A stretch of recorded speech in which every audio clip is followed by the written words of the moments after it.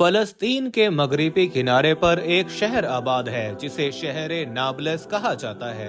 इस शहर में एक मुकाम ऐसा है जिस पर 50 सालों से यहाँ के यहूदियों और मुसलमानों के दरमियान एक जंग छिड़ी है। ये जंग इस शहर के लिए नहीं बल्कि एक मज़ार के लिए है।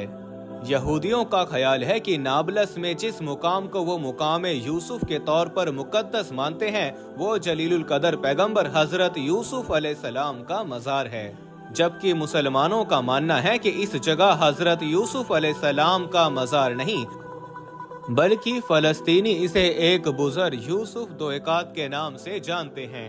1987 के जंग में इसराइल ने इस जगह पर कब्जा कर लिया था और इसराइली कब्जे के बाद ये जगह यहूदी आबादकारों का मरकज बन गया। 1986 में काबिस इसराइली रियासत ने इस मुकाम में एक यहूदी मजहबी स्कूल कायम किया जिसमें तौरात पढ़ाई जाने लगी। फिर 1990 में इस मुकाम को, जिसको यहूदी हजरत यूसुफ अलैहिस्सलाम की कब्र मानते हैं, इसको एक फौजी चौकी में तब्दील कर दिया और इसे यहूदी वजारत मजहबी उमूर के हवाले कर दिया गया। लेकिन मुअर्रिफीन यहूदियों के इस दावे की तरदीद करते हैं। इनका कहना है कि नाबलस में मौजूद कब्र 200 साल से ज्यादा पुरानी नहीं और बाज़ तारीखी दस्तावेज से मालूम होता है कि ये कब्र उस्मानी दौरे खिलाफत में बनाई गई। यहूदियों के लिए ये मुकाम इंतहाई अहम और मुकद्दस है जहाँ ये लोग इबादत करते हैं। लेकिन अगर मुसलमानों के मुताबिक ये कब्र हजरत यूसुफ अलैहिस्सलाम की नहीं तो फिर हजरत यूसुफ अलैहिस्सलाम की कब्र कहाँ पर है? हदीस शरीफ में आता है कि अल्लाह ताला ने हर नबी को खूबसूरत चेहरे और बेहतरीन आवाज वाला बनाकर माबूस फरमाया। दोस्तों, वीडियो में आगे बढ़ने से पहले हम आपको यही बताना चाहते हैं कि शुगर एक ऐसी बीमारी है जो आजकल ज्यादातर लोगों में देखी जा रही है। इसलिए हम आपके लिए अफ्रीका की जड़ी बूटियों से बनी एक ऐसी दवाई लेकर आए हैं जिससे आपकी शुगर की बीमारी बिल्कुल जड़ से खत्म हो जाएगी। मर्दाना कमजोरी और धात के मरीजों के लिए भी हमारे पास बहुत ही कामयाब दवाई मौजूद है, जिसको अगर आप एक बार इस्तेमाल कर लोगे तो इंशाल्लाह अपनी दुआओं में हमेशा याद रखोगे। सिर्फ एक ही महीने ये दवाई खानी होती है। इस नंबर पर एड्रेस व्हाट्सएप करके आप दवाई ऑर्डर कर सकते हैं या फिर आप कॉल करके अपना ऑर्डर लिखवा सकते हैं। और तुम्हारा नबी यानी मोहम्मद सल्लल्लाहु अलैहि वसल्लम उन सब में सबसे ज्यादा खूबसूरत चेहरे वाला और सबसे अच्छी आवाज वाला है। फिर फरमाया गया कि हजरत यूसुफ अलैहिस्सलाम को निस्फ हुसन से नवाजा गया था, यानी हजरत मोहम्मद सल्लल्लाहु अलैहि वसल्लम के हुसन का आधा हुसन अल्लाह ने हजरत यूसुफ अलैहिस्सलाम को अता किया। हजरत यूसुफ अलैहिस्सलाम के किस्से का जिक्र कुरान में है कि कैसे आप अलैहिस्सलाम के सौतेले भाइयों ने उनको हसद की वजह से कुएं में डाल दिया और कैसे वो उस कुएं से निकलकर मिस्र के एक ताकतवर वजीर के ओहदे तक पहुँचे। हजरत यूसुफ अलैहिस्सलाम हजरत याकूब अलैहिस्सलाम के फर्जंद और बनी इसराइल के अंबिया में से थे। आप अलैहिस्सलाम ने नबूवत पर फाइज होने के साथ साथ चंद साल तक मिस्र पर हुकूमत भी की। कुरान मजीद में एक सूरत का नाम भी यूसुफ है जिसमें आप अलैहिस्सलाम के हालात जिंदगी तफसील से बयान हुए हैं।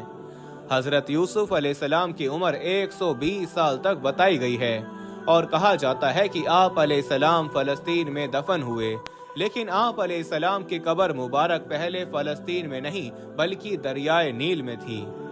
अब हजरत यूसुफ अलैहिस्सलाम को दरियाए नील में क्यों दफन किया गया, इसके पीछे एक दिलचस्प दास्तान है। रिवायात में आता है कि हजरत यूसुफ अलैहिस्सलाम के विसाल के बाद उनके चाहने वालों में इख्तलाफ हो गया कि हजरत यूसुफ अलैहिस्सलाम को कहाँ दफन किया जाए। मिस्र की आवाम का आपसे मोहब्बत का ये आलम था कि हर कोई ये चाहता था कि सैयदना यूसुफ अलैहिस्सलाम को उनके मोहल्ले में दफन किया जाए ताकि उनके मोहल्ले में खैर व बरकत रहे। आखिर में अहले याने मिस्र इस बात पर राजी हुए कि आप अलैहिस्सलाम को दरियाए नील में दफन किया जाए ताकि दरिया का पानी आप अलैहिस्सलाम की कब्र मुबारक को छू कर गुजरे और तमाम मिस्र वाले इस पानी से बरकत हासिल कर सकें। इसलिए आप अलैहिस्सलाम के जिस्म मुबारक को संगे मरमर के संदूक में बंद करके दरियाए नील में दफन कर दिया गया। तफसीर इब्ने कसीर सूरह अन-शियारा की तफसीर में इमाम इब्ने कसीर लिखते हैं कि हजरत मोहम्मद सल्लल्लाहु अलैहि वसल्लम ने फरमाया, जब हजरत मूसा अलैहिस्सलाम बनी इसराइल को लेकर चले तो रास्ता भूल गए। 1000 कोशिश की लेकिन रास्ता ना मिला। उलमाए बनी इसराइल ने कहा कि हजरत यूसुफ अलैहिस्सलाम ने अपने आखिरी वक्त में हमसे अहद लिया था कि जब मिस्र से चलें तो आप अलैहिस्सलाम के ताबूत को भी यहाँ से अपने साथ लेते जाएं। हजरत मूसा अलैहिस्सलाम ने उनसे फरमाया कि तुम में से कौन जानता है कि हजरत यूसुफ अलैहिस्सलाम की कब्र कहाँ है। सब ने इनकार कर दिया कि हम नहीं जानते। हम में से एक बुढ़िया के सिवा कोई भी आपकी कब्र से वाकिफ नहीं। आप अलैहिस्सलाम ने उस बुढ़िया के पास जाकर फरमाया कि मुझे हजरत यूसुफ अलैहिस्सलाम की कब्र दिखाओ। तो उस बुढ़िया ने कहा कि हाँ दिखा दूंगी, लेकिन पहले अपना हक ले लूं। हजरत मूसा अलैहिस्सलाम ने कहा तू क्या चाहती है? तो उसने कहा कि जन्नत में आपका साथ मुझे मुयस्सर हो। आप अलैहिस्सलाम पर उसका ये सवाल बहुत भारी पड़ा, तो उसी वक्त वही आई कि उसकी बात मान लो, उसकी शर्त मंजूर कर लो। वो बुढ़िया आपको एक झील के पास ले गई जिसके पानी का रंग भी तब्दील हो गया था और कहा कि इसका पानी निकाल डालो। जब पानी निकाल दिया गया और जमीन नजर आने लगी तो उसने कहा कि अब यहाँ खोदो। खोदना शुरू किया तो एक कब्र जाहिर हो गई जिसमें एक ताबूत रखा हुआ था। हजरत मूसा अलैहिस्सलाम उनका ताबूत निकाल कर अपने साथ फलस्तीन ले गए और हजरत ईसा अलैहिस्सलाम और हजरत याकूब अलैहिस्सलाम के बराबर लाकर उनको दफन फरमा दिया। हजरत यूसुफ अलैहिस्सलाम की कब्र मुबारक आज भी एक राज है।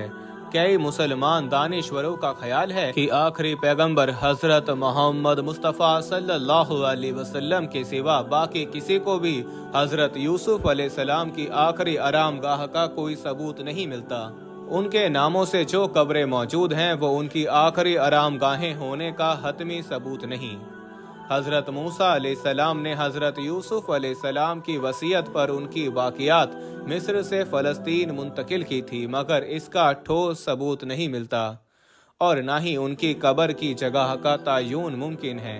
अब इसमें अल्लाह की क्या हिकमत है, इसका इल्म अल्लाह के सिवा किसी को नहीं। दुआ है कि अल्लाह हमें भी जन्नत में हुजूर अकरम सल्लल्लाहु अलैहि वसल्लम का कुर्ब हासिल फरमा दे। वीडियो के आखिर में एक बार दरूद शरीफ पढ़ना मत भूलिएगा। मिलते हैं एक और वीडियो में, तब तक के लिए अल्लाह हाफिज।